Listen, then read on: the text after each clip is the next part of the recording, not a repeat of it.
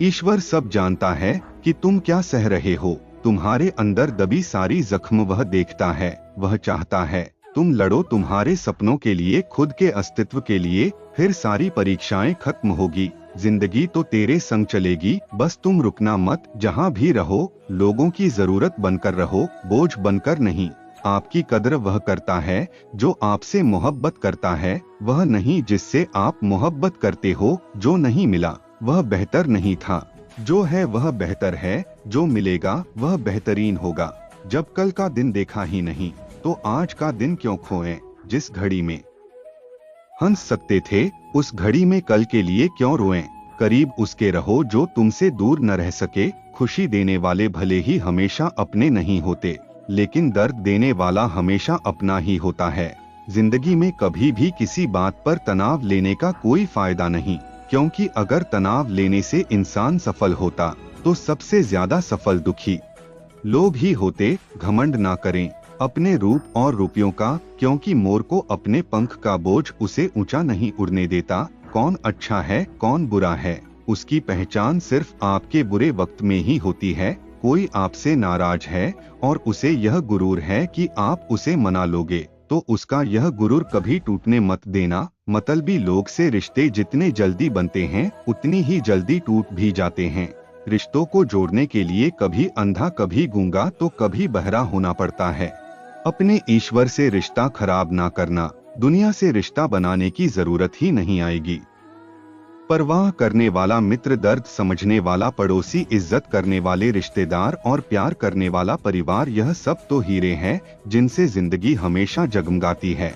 जिंदगी में मुश्किलें आपको डराने नहीं, बस आपके अंदर छुपी हुई शक्तियों को जगाने आती है। जो झूठ पर भी वाह वाह करेंगे वही लोग आपको तबाह करेंगे। बदलते लोग और बदलते रिश्ते चाहे दिखाई ना दे, लेकिन महसूस जरूर होते हैं। हानि हुई है तो भविष्य में लाभ भी होगा। यदि छल हुआ है तो आगे चलकर उसका हिसाब भी होगा।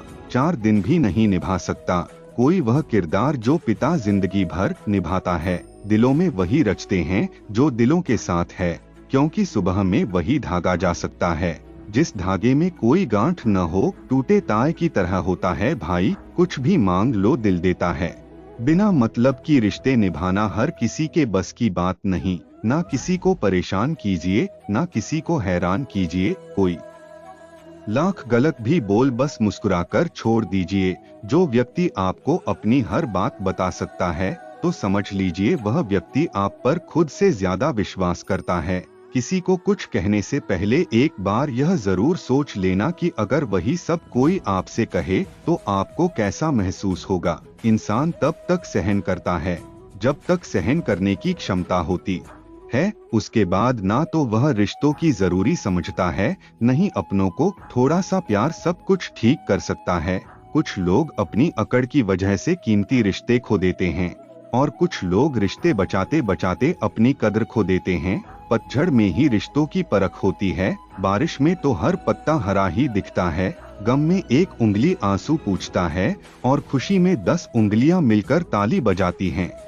यही तो है जिंदगी, दुख में कोई नहीं सुख में सब। साथी परखने वालों के साथ नहीं, समझने वालों के साथ रहो। किसी को कितना भी अपना क्यों ना मान लो, वह आपको एक दिन अजनबी होने का एहसास दिला ही देगा। बुरे समय में दिलासा देने वाला अजनबी ही क्यों ना हो, वह दिल में उतर जाता है। और बुरे समय में किनारा करने वाला अपना ही क्यों ना हो, वह दिल उतर जाता है। भरोसे में इतना अंधा ना बनो कि पास वाले की असली रंग ही ना दिखाई दे। अगर कोई आपके साथ नहीं रहना चाहता तो उसे आजाद कर दो। पकड़ के रखे गए रिश्तों में कभी सुकून नहीं मिलता। तुम्हारा दिमाग ही तुम्हारी सबसे बड़ी समस्या है। यह उन वजहों को पकड़ पकड़ के लाता है जो बेवजह है। औलाद साथ छोड़ देती है, लेकिन हम सफर जिंदगी के अंतिम पड़ाव तक साथ निभाता है। वक्त जैसा भी हो, अच्छा या बुरा बदलता जरूर है। अच्छे वक्त में कुछ ऐसी गलती मत करो कि बुरे वक्त में लोग आपका साथ छोड़ दे। सच में साथ निभाने वाले कोई बहाने की तलाश नहीं करते।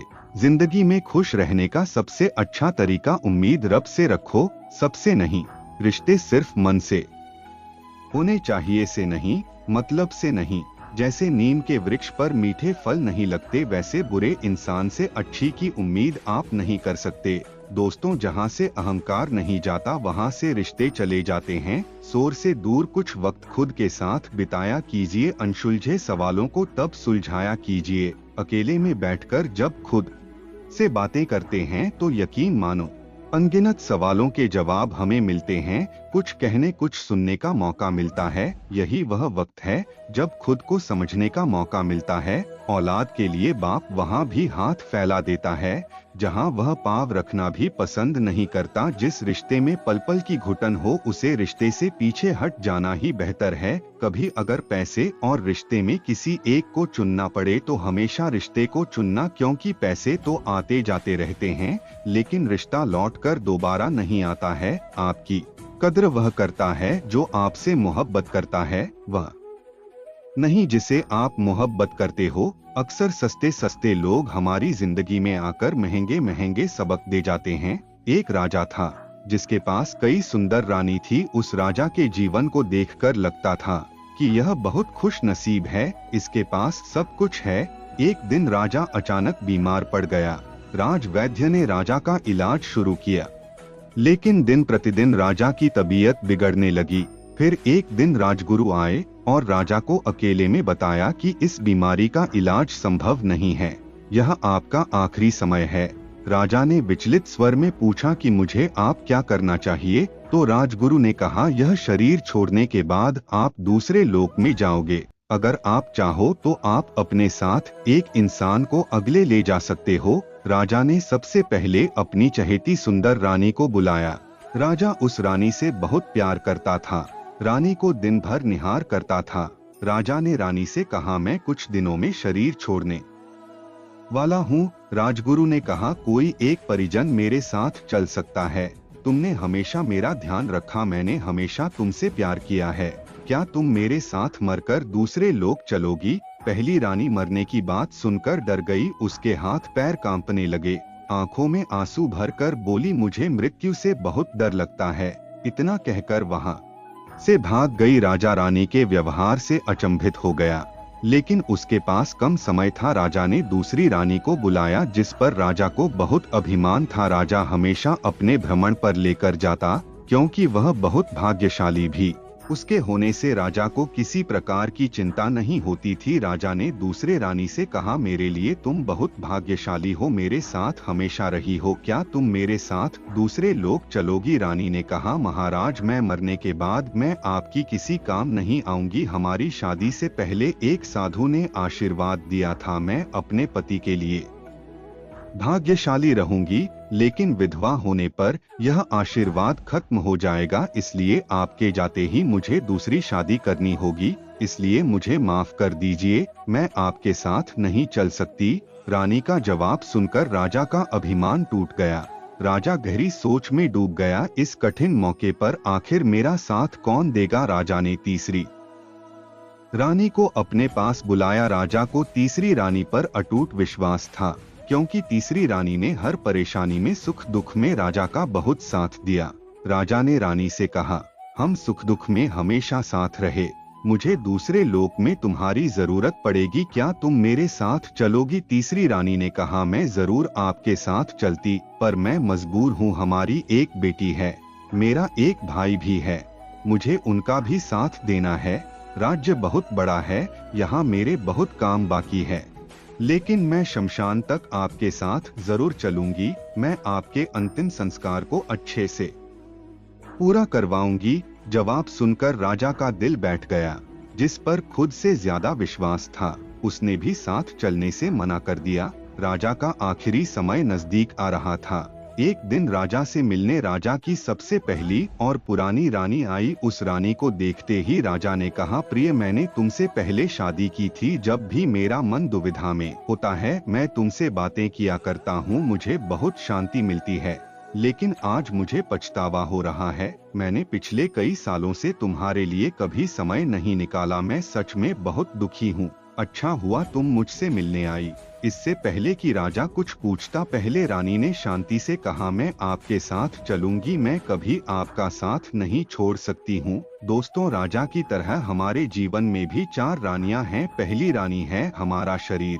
हम शरीर का कितना भी ख्याल रखें, यह कितना भी सुंदर हो, हम इसे कितना भी सजाएं, पर आखिरी समय में शरीर हमारे साथ नहीं आ सकता और पहले रानी की तरह मृत्यु के आते ही शरीर शिथिल पड़ जाता है। दूसरी रानी है धन और संपत्ति।